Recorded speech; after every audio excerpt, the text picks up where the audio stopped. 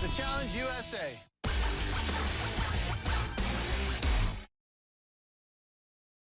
Dedicated to Eastern and Southern Kentucky, this is WYMT Mountain News at 11. Good evening, I'm Keaton Hall. A grim anniversary approaching for us here in Eastern Kentucky. It's been almost a year since devastating floods ripped communities apart.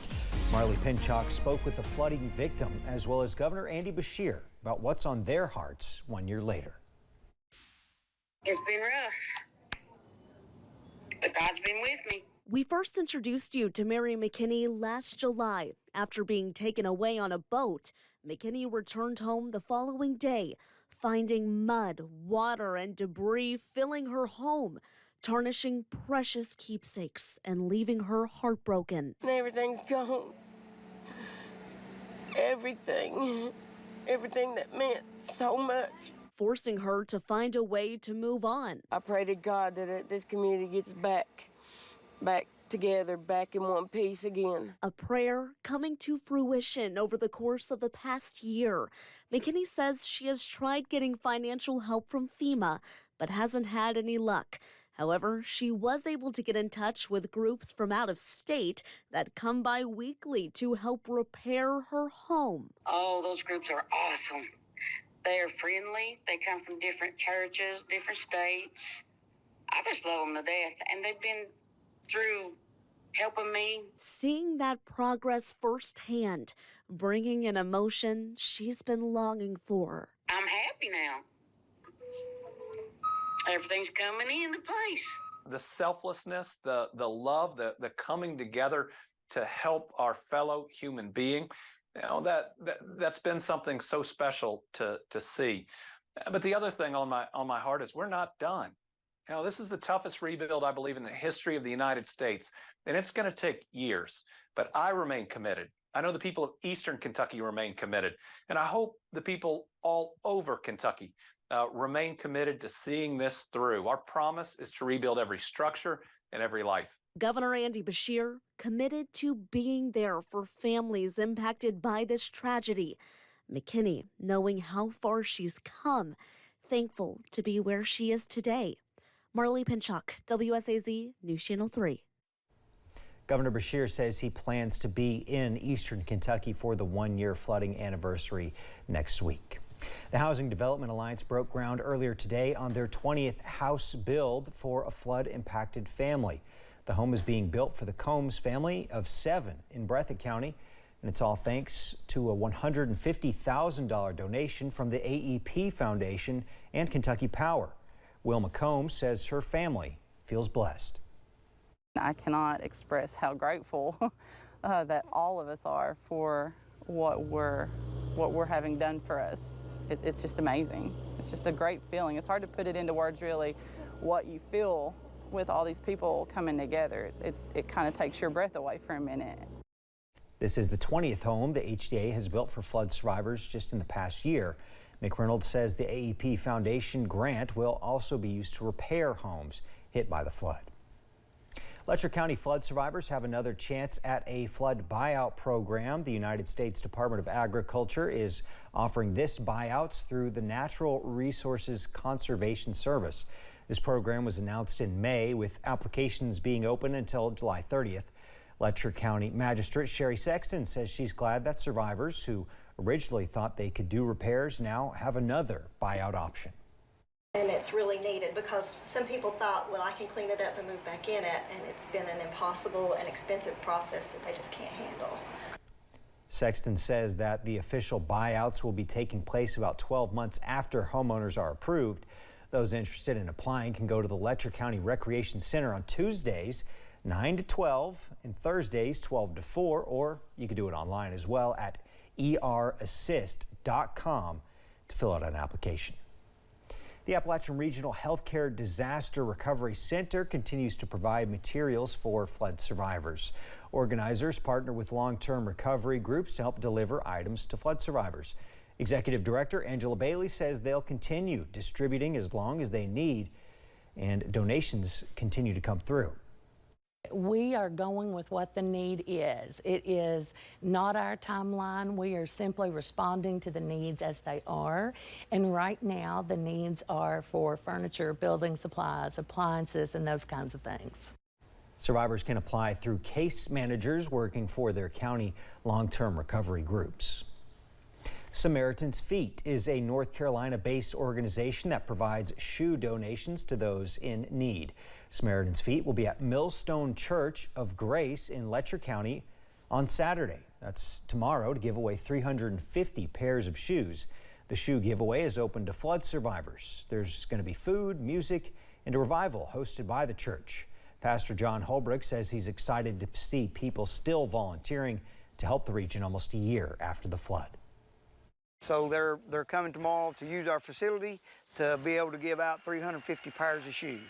So that'll be a blessed day and great for all the flood victims here in the eastern part of Kentucky, especially here in our area. Holbrook says that the organization reached out to him after doing the same thing with a church in Harlan this summer as well. This week, Western Kentucky saw more flooding than ever before. As they start on the road to recovery, Governor Beshear visited the area to see their progress.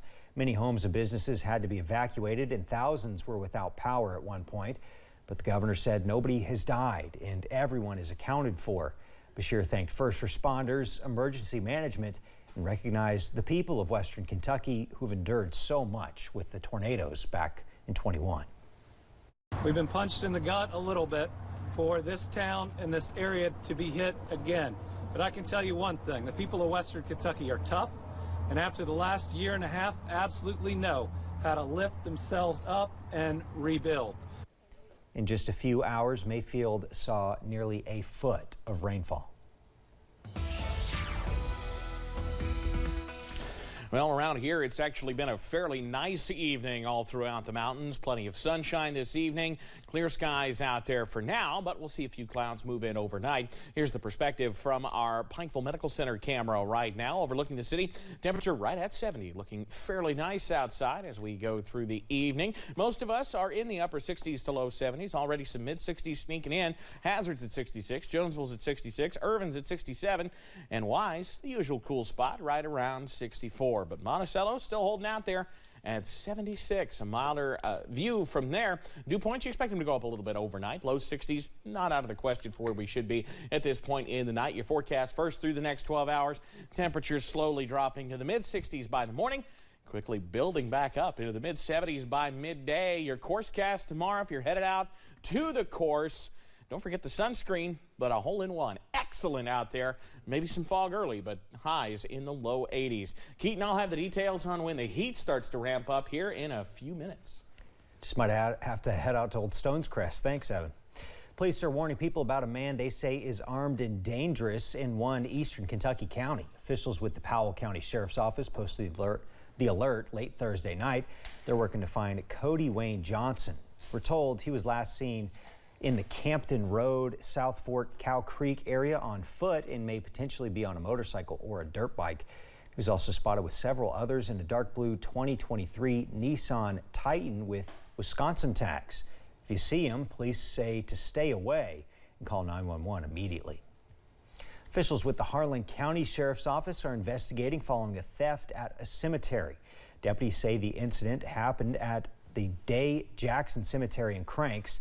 Officials said all of the items that were not destroyed were turned over to the cemetery groundskeeper. The incident is under investigation and deputies confirmed arrests are pending. If you were affected by the incident, officials ask you call the Harlan County Sheriff's Office at 606-573-1313. Folks in Knott County are mourning the loss of a man who served his community for many years.